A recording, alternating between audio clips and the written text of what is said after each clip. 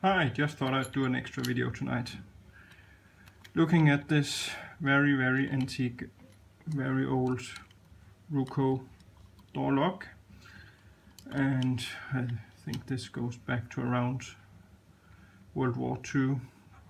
So really one of the first ones. Really old, really worn out. A lot of slab everywhere. It's a lot of move, even the key you can pull that in and out. There's as much slack there on the pins, and still it's completely smooth. There might not be anything left in there at all. So luckily this is no longer sitting at a door, but in my museum, because even though it's amazing for the time, it's not amazing by today's standards. First of all, this is a two-piece, so you can see you have your door blade between here. This ring latches to the front of the door, the screw goes through, and then you have this lock sitting on the inside with a bracket on the door frame. So the magic here, and this is what makes this special, have in mind that it's at least 60 years old. When you turn this to lock, and when you close your door, it pops all the way out, and that blocks it, so that Mr. Bond cannot get in with his gold card. It will not open. And furthermore, if you have a window in your door, you can turn the key clockwise and pull it out, and then you cannot even open it with the knob. It's completely locked. So it can only be opened from outside with the key. So when you come home, you insert the key and you turn it, the latch retracts and it resets to its movement. So ready for the next operation. Furthermore, if you push this in and you turn the key again clockwise and take it out, the latch is now locked in, so that you can't by accident lock it and leave the house without your keys. You have to actually reinsert the key before the locks get back to normal operation. There we go.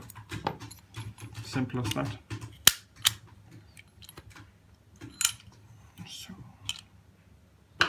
let's have a quick look inside, if this thing can actually be opened after that many years.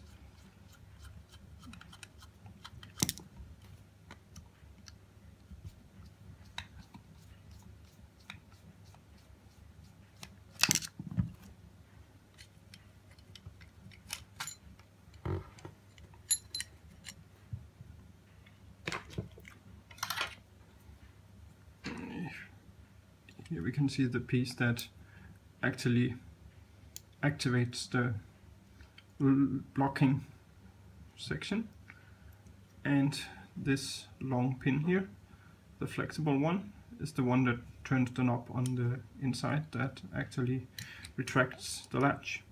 The reason this is flexible is that when you look here, you can actually see that to mount this lock on the door, you apply this, put this plate on the door, and then you have to push this and slide it so that these metal prongs go underneath each other, and therefore to aim that hole down there in the bottom, this one needs to be flexible. So it can really be a hassle to put these back together, but luckily most of the times these things are only being pulled out to make room for something new. So we don't worry about that. And in here we can see that this part up here is the one that blocks and pulls down. And if we take this thing out of here,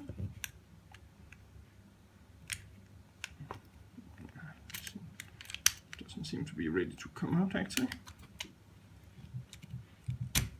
There we go.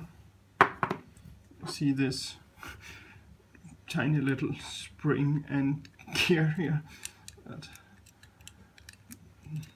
looks a bit flimsy, but it has been doing the works for the better part of 60 years, so nothing wrong with that.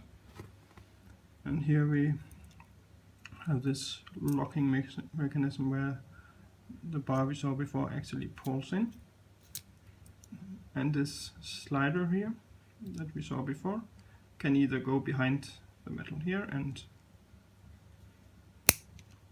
plug it here, or it can go in front of it and plug it here.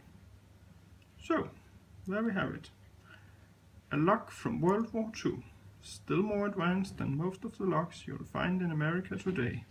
Have in mind, it's not alien, it's just Scandinavian. Have a nice evening. Bye.